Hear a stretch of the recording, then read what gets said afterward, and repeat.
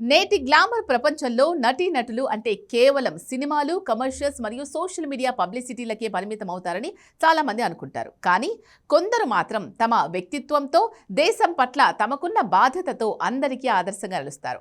అటువంటి వారిలో Bollywood Dimple girls, Punjab Kings అధినేత్రి ప్రీతి జింతా ఒకరు. తాజాగా ఆమెకు సంబంధించిన కొన్ని ఆసక్తికరమైన విషయాలు సోషల్ మీడియాలో వైరల్ అవుతున్నాయి.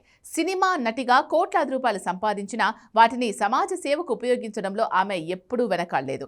భారత సైన్యం పట్ల ఆమెకు అపారమైన గౌరవం ఉంది. ఆపరేషన్ సింధూర్ బాధితుల కోసం మరియు భారత సైన్యానికి అండగా నిలవడానికి ఆమె 1.5 కోట్ల రూపాయల భారీ విరాళాన్ని అందజేశారు. ఒక నటిగా తన సంపాదనలో ఇంత పెద్ద మొత్తాన్ని సైన్యం కోసం కేటాయించడం ఆమె దేశభక్తికి నిదర్శనం. ఐపీఎల్లో పంజాబ్ కింగ్స్ జట్టు యజమానిగా మనం ఆమెను తరచుగా చూస్తూ ఉంటాం. గెలిచినా ఓడినా ఆమె ఇచ్చే రియాక్షన్స్ ఎప్పుడూ పాజిటివ్గానే ఉంటాయి.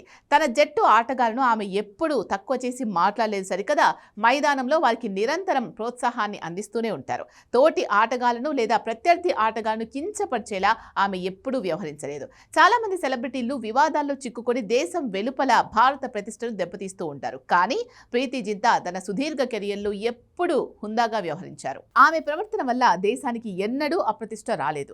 ఆమె ఒక గ్లోబల్ ఐకాన్ గా ఉంటూనే భారతీయ సంస్కృతిని మరియు విలువలను గౌరవిస్తూనే ముందుకు సాగుతున్నారు.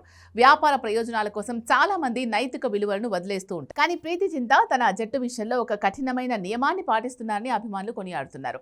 దేశ ప్రయోజనాల దృష్ట్యా శత్రు దేశాల ఆటగాళ్లను తన జట్టులోకి తీసుకోవడానికి ఆమె ఎప్పుడూ మొగ్గు చూపలేదు. వ్యాపారం కంటే దేశ గౌరవమే ముఖ్యమని ఆమె నిరూపించారు. అందం ఉంటే సరిపోదు, ఆ అందానికి తగ్గట్టుగా ఆలోచించే మెదడు, ఆదుకునే మనసు ఉండాలని ప్రీతి జింతా నిరూపిస్తున్నారు.